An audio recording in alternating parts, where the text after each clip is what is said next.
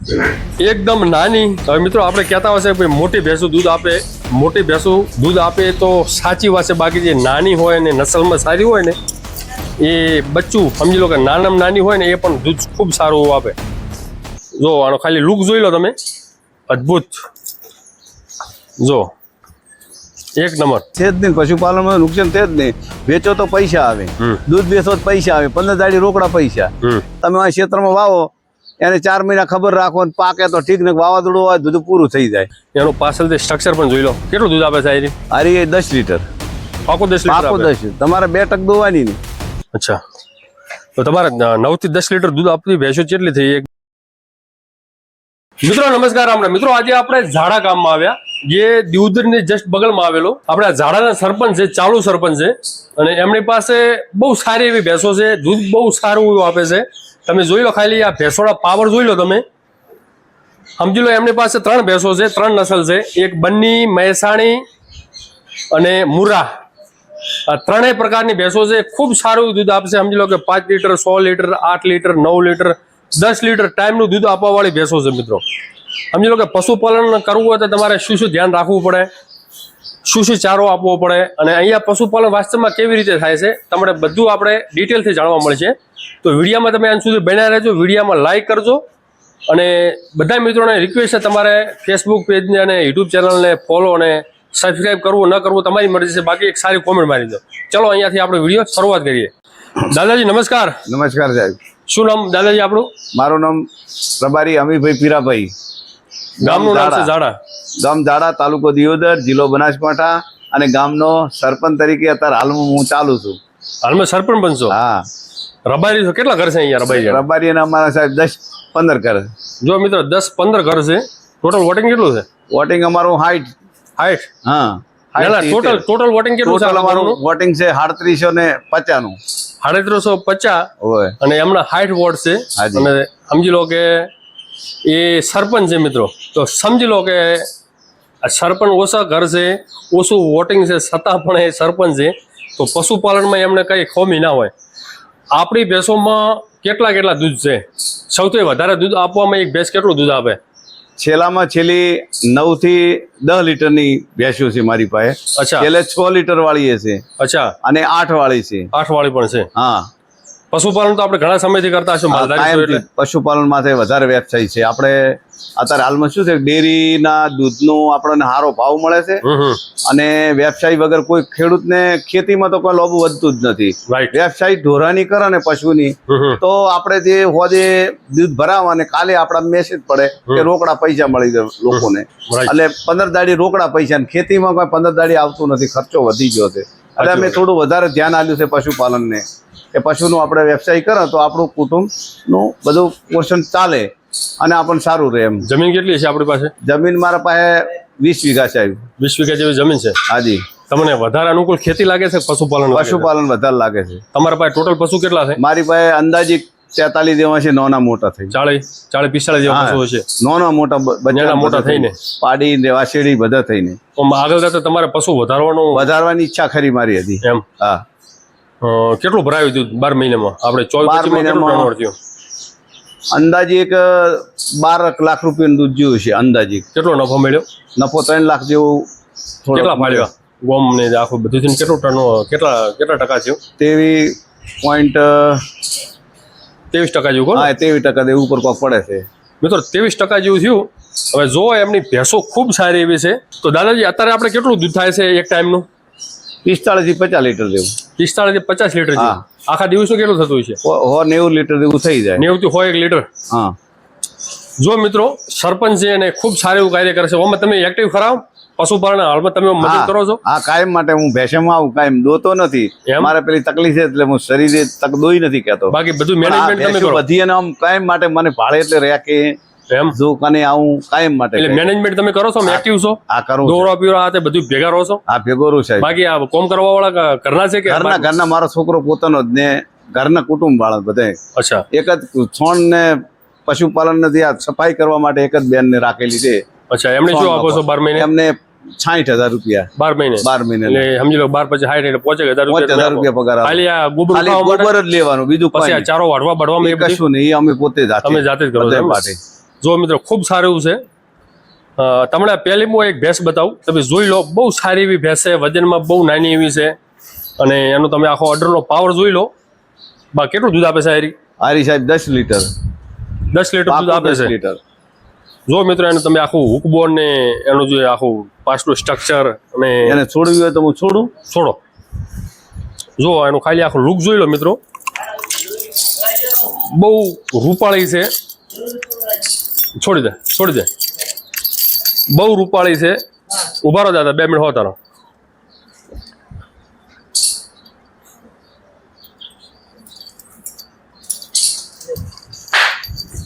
જો ખાલી ઓનો તમે પાવર જોઈ લો, એકદમ નાની.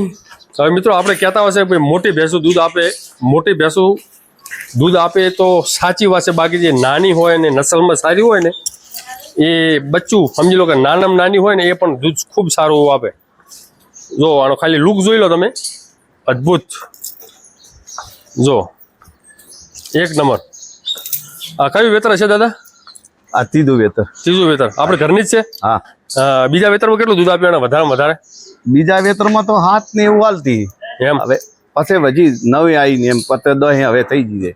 જ્યાં વેતરમાં 10 હતી એટલે બીજા વેતરમાં 10 લીટર આપ્યો, તો ત્રીજા વેતરમાં 10,000 લીટર ને હવે ફરી હવે કેટલું કાઢે?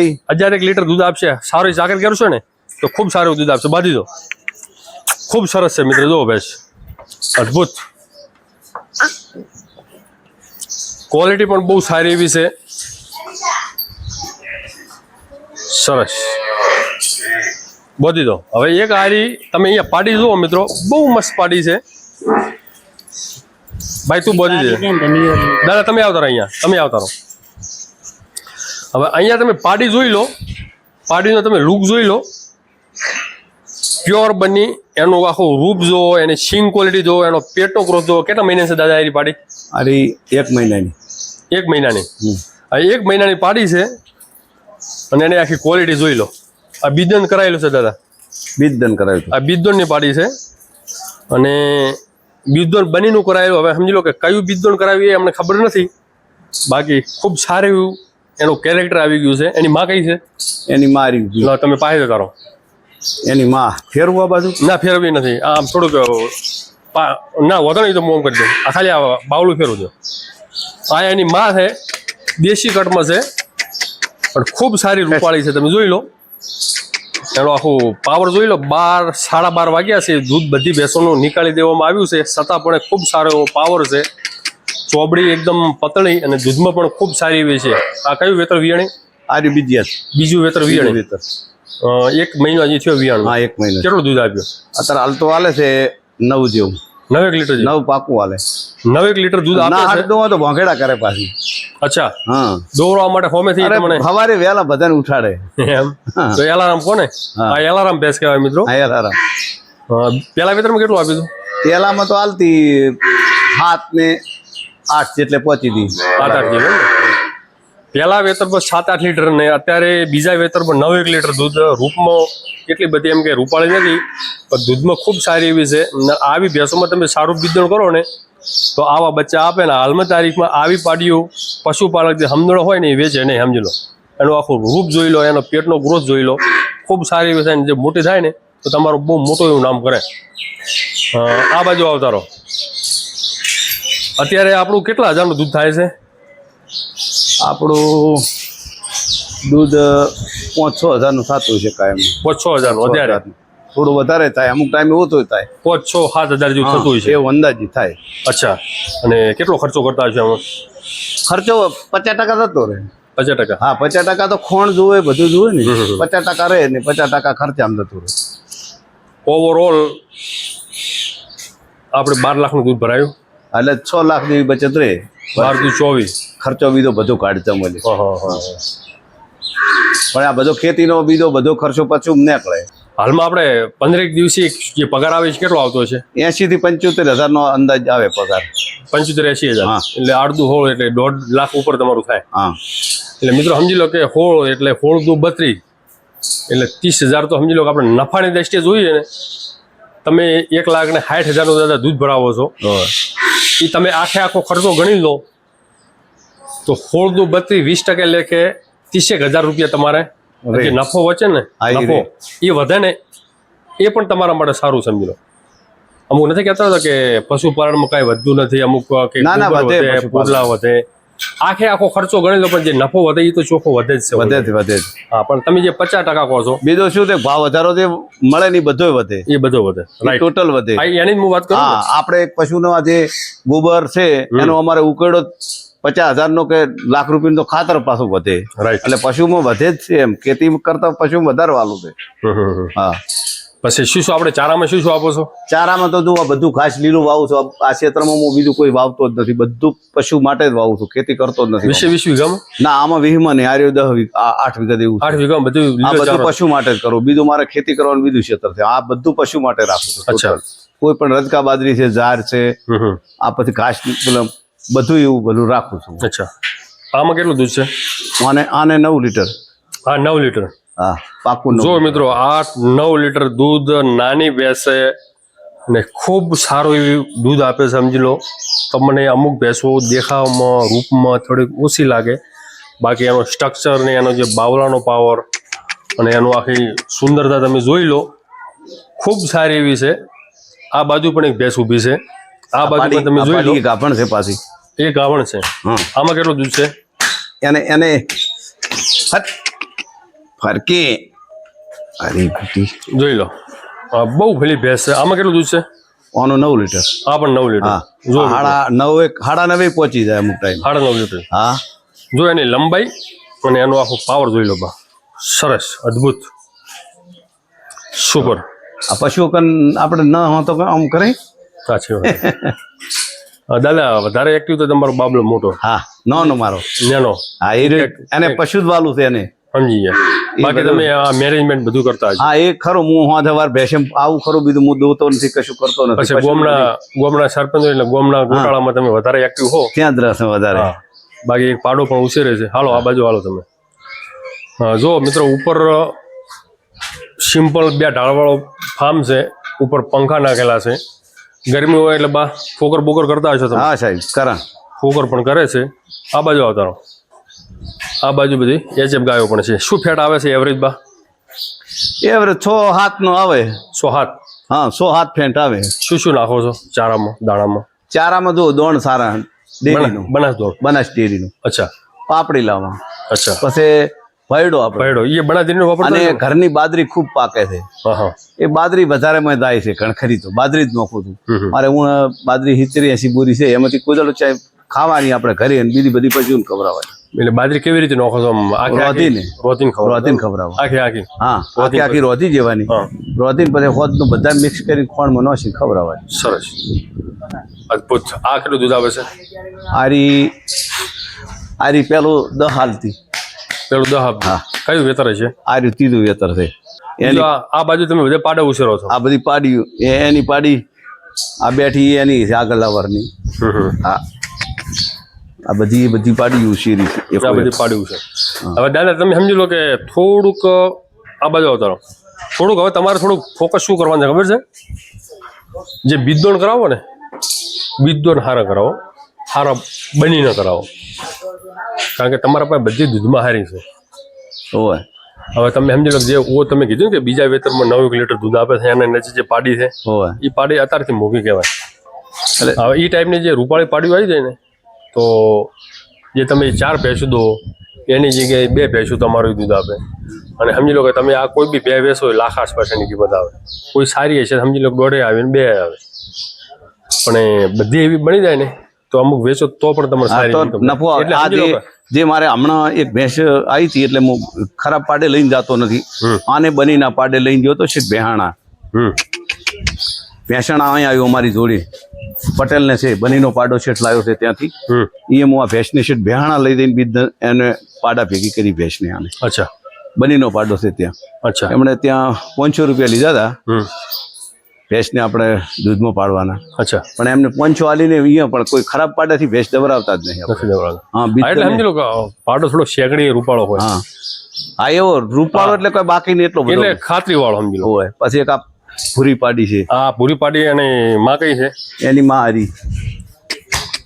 જો આ પાડી અસલ બિદ્દનની છે. જો આ બિદ્દોન છે અને બિદ્દોનનો પ્રભાવ શું હોય છે એ તમે જોઈ લો. એનો પેટ જોઈ લો, એનું મોટું મોટું થોડા ઘણી સિંગ સમજી લો કે આગળ જતા કેવા પણ એના ઉપર અલગ વાત છે. બાકી અત્યારે એનો ગ્રોથ ચેડથી ઊંચી ને પાછળથી નીચી વાળો બની જેવી ટાઈપ છે આખી. કટાળો સારો. આ 1 મહિનાની છે પાછી. આમાં કેટલું દૂધ છે? આમાં 8, 10, 9 પાકું આવ્યું, 10 લીટર. 8, 9, 10 લીટર આપે એમ ને? એ તો હાલ જ છે. ન દૂધ આ ભોગડા કરે પાતળી. સરસ. સમજી લો ભાઈ, એક આ ભેંસ છે તમારા પાસે, એક એ ઊભી, એક ઊભી, એવી 10 ભેંસો હોય ને તો ખૂબ થઈ જાય. પછી એક પેલી બેઠી ભાળો એ આપણે બતાવી લઈએ, એ મને ખૂબ ગમે છે. આમાં કેટલું દૂધ છે? આમાં 6 લીટર. આ 6 લીટર. હા, આ 6 લીટર. આમાં આ બસ આરી આ 6.5. 6.5. હા, આ બધી 5-6 લીટર વાળી. 5-6 લીટર વાળી. સરસ. હાલો આપણે મોટી ભેંસ જોઈ લે. હાલો જો મિત્રો, ખૂબ સારું કાર્ય છે.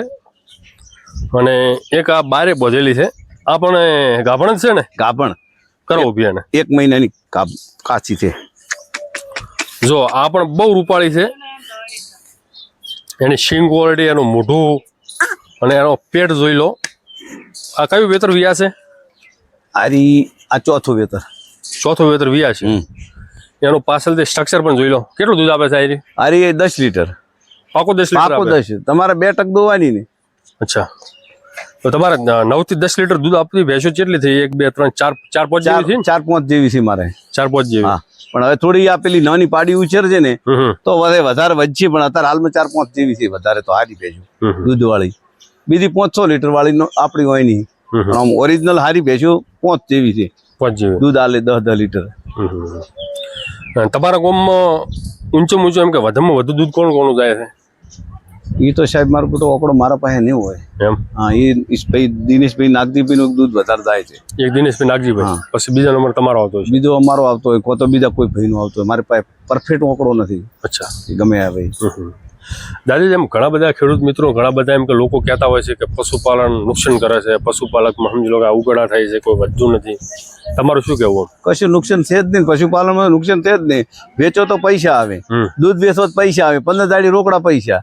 તમે આ ક્ષેત્રમાં વાવો, એને 4 મહિના ખબર રાખો, પાકે તો ઠીક ને, વાવાઝોડું હોય દૂધ પૂરું થઈ જાય. કેટલું આપણે આ ફેરે કેટલું ભાજ પડ્યું પાણીના હિસાબે? પાણીને નુકસાન નથી. આપણે નુકસાન નથી. ના, આ તો પશુનું વાયેલું છે, ઘાસ બધું વાયેલું છે. ટોટલ મારા આખા ક્ષેત્રમાં અમારે સમજી લો કે પાણીના નુકસાન ખૂબ કર્યું છે.